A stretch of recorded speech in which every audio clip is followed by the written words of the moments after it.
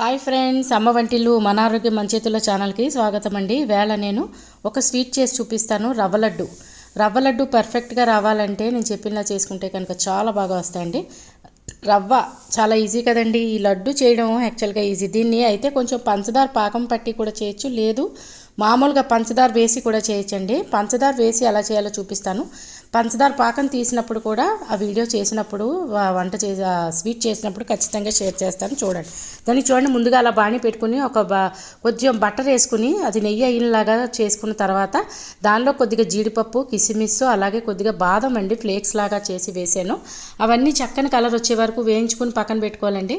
ఇవన్నీ పక్కన పెట్టుకున్న తర్వాత ఇందులోకి మనం ఒక కప్పు రవ్వ తీసుకుంటే ఒక కప్పు పంచదార సరిపోతుంది. దీనికి చూడండి, ఒక కప్పు రవ్వ తీసుకుని ఆ కప్పు రవ్వ శుభ్రంగా మంచి కలర్ వచ్చే వరకు, బ్రౌన్ కలర్ వచ్చే వరకు వేయించుకోవాలండి. చక్కగా వేగిన తర్వాత మనం ఇందులోకి ఇందాకలా వేయించుకున్న డ్రై ఫ్రూట్స్ ఉన్నాయి కదా, ఈ వేగిన నూక కూడా పక్కన పెట్టుకోవాలండి.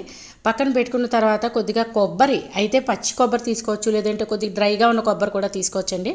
దాన్ని కూడా ఒకసారి వేయించుకుంటే పచ్చివాసనలా లేకుండా ఉండలు మనకి నిల్వ ఉండడానికి బాగుంటుంది. దాన్ని చూడండి, అలా కొద్దిగా ఏదైనా స్వీట్ చేసేటప్పుడు ఇలాచీ పౌడర్ వాడతాం కదండి, ఫ్లేవర్కి బాగుంటుంది, అలాగే మంచి వాసన ఇస్తుంది, లడ్డు మంచి టేస్ట్ని ఇస్తుంది. దాన్ని చూడండి, అలాగా మొత్తం వేగిన తర్వాత పక్కన పెట్టుకోవాలని చెప్పేంత కదా డ్రై ఫ్రూట్స్లోకి ఇది కూడా ట్రాన్స్ఫర్ చేసుకుంటే బాగుంటుంది.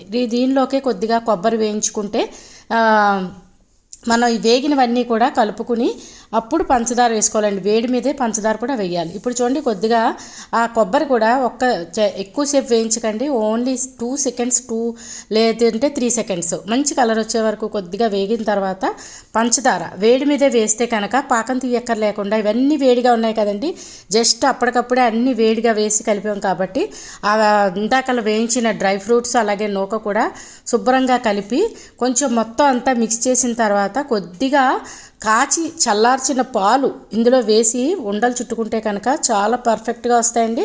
ఈ ఉండలు పాలు వేయడం వల్ల అయితే వారం నుంచి 10 రోజుల వరకే నిల్వ ఉంటాయండి. అదే నేను పంచదార పాకం కొద్దిగా తీసి చిన్న స్ట్రింగ్ వచ్చే వరకు చేస్తే కనుక అవైతే కొంచెం ఎక్కువ నిల్వ ఉంటాయండి. ఇవి వారం నుంచి 10 రోజులు నిల్వ ఉంటాయి.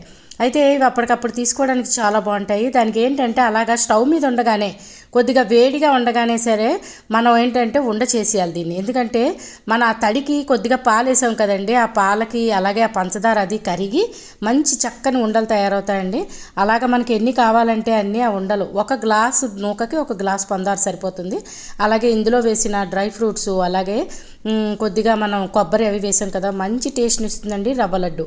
మీరు కూడా ఈ రవ్వ లడ్డూలు ఇలా ట్రై చేసి మీకు ఎలా కుదిరాయో కామెంట్ పెట్టండి. ఛానల్ సబ్స్క్రైబ్ చేసుకోకపోతే సబ్స్క్రైబ్ చేసుకోండి. ఒకవేళ చేసుకున్నట్టయితే ఫ్రెండ్స్తో, రిలేటివ్స్తో తప్పకుండా షేర్ చేయండి ఫ్రెండ్స్. అలాగే కొత్తగా చూస్తున్న వాళ్ళు నా ఛానల్ పేరు అమ్మ వంటిల్లు మన ఆరోగ్యం మన చేతుల్లో. ఛానల్ని సబ్స్క్రైబ్ చేసుకోండి friends. Please subscribe to my channel. Thanks for watching. అమ్మ వంటిల్లు మన ఆరోగ్యం మన చేతుల్లో. చూడండి, ఉండలు ఎన్ని కావాలంటే అన్నీ, ఏ సైజు కావాలంటే ఆ సైజు చేసుకోవచ్చండి.